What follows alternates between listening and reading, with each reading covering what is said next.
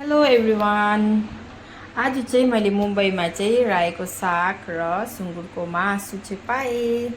यो चाहिँ मैले नर्थ इस्ट यहाँनिर नर्थ इस्ट सप छ नि त, त्यहाँबाट चाहिँ मैले यो ल्याएको मासु। अनि चाहिँ रायोको साग अब बनाउनु आँटेको मैले चाहिँ साग काटेर चाहिँ रेडी गरेको छु। अनि चाहिँ मासु चाहिँ बोइल गरेको, बोइल गर्दैछु मासु।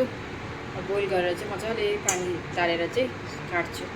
अब चाहिँ हेर्नु होला, म बनाउँछु मेरो तरिकाले।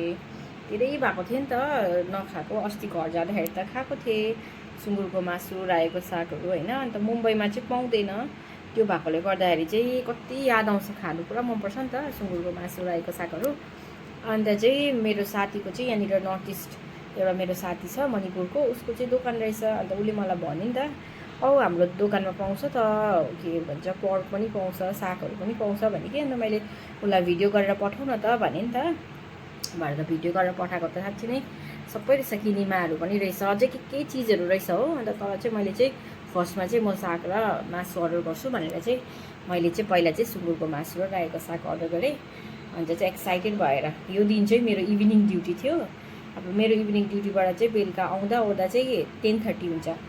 तर पनि मैले 10:30मा चाहिँ मैले बनाएर हो, उता सुँगुरको मासु र रायोको साग बनाएर चाहिँ 10:30मा बनाउँदा ओर्दा 11:30 लाइक द्याट भएको थियो।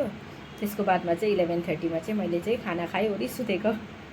भोक पनि लागेको थियो नि त, किनभने खाना चाहिँ मैले 12 बजी खाएर चाहिँ गएको थिएँ। 12 बजी खाएकोदेखि त केही खाएको थिएन, अन्त भोक पनि पुरा लागिरहेको थियो। अन्त ठिकै रायोको साग र सुँगुरको मासु देखेपछि त अन्त सोचेँ होस् एकछिन भए पनि थाके नै भए पनि बनाएर खान्छु भनेर सोचेर चाहिँ मजाले रेडी गरेर आफै हो। अन्त मासु मजाले बोइल गरेँ, किनभने अब टाढोबाट ल्याएको चिज हो नि त, त्यो भएकोले गर्दा चाहिँ मजाले बोइल गरेर धुइधाइ पारेर चाहिँ अन्त सानो पिस गरिवरी चाहिँ मजाले बनाएँ। मिठो भएको थियो, मलाई त मिठो लाग्यो। त्यसको बादमा चाहिँ मैले मजाले इन्जोय गरेर खाएँ हो। अन्त मैले चाहिँ यहाँनिर चाहिँ फेरि कराईमा बनाउँदा चाहिँ कुकरमा हालेँ, किनभने मलाई ढिलो पनि भएको थियो नि त, अब ड्युटीबाट आएको। अन्त कहिले पाक्नु मेरो पाला मैले चाहिँ आइडिया गरेँ कि त्यो पकाएको मासुलाई चाहिँ कुकरमा हाल्थेँ। अन्त कुकरमा हालेर चाहिँ अन्त पहिला चाहिँ सिटी लगाएँ मैले होइन, 1 सिटी 2 सिटी यस्तो लगाएर चाहिँ त्यसको बादमा चाहिँ फेरि खोलेर अन्त चाहिँ रायोको साग एड गरेँ।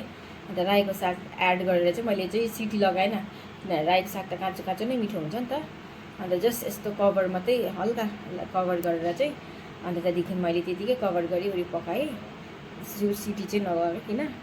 मजाले पाकेको थियो, साग पनि फ्रेस, एकदम फ्रेस थियो, त्यही दिनै ल्याएको रहेछ नि त, अन्त मणिपुरबाट ल्याएको रहेछ। अन्त त्यो भएकोले गर्दा चाहिँ फ्रेस, एकदम फ्रेस थियो।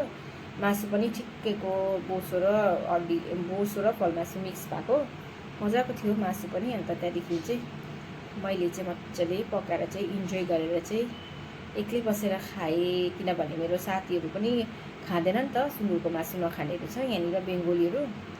अन्त नखानेहरू छ, अब नखानेको छेउमा त अब खानु भएको छैन, दिनु भएको छैन नखानेलाई होइन। सोध्नु त सोधेँ, तर पनि उनीहरूले त अब अलिक छिछि भन्दै भन्छ नि त।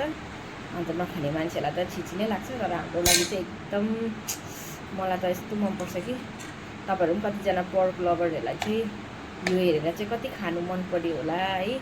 मैले पनि त्यहाँदेखि चाहिँ आफूलाई सर्भ गरेँ हो।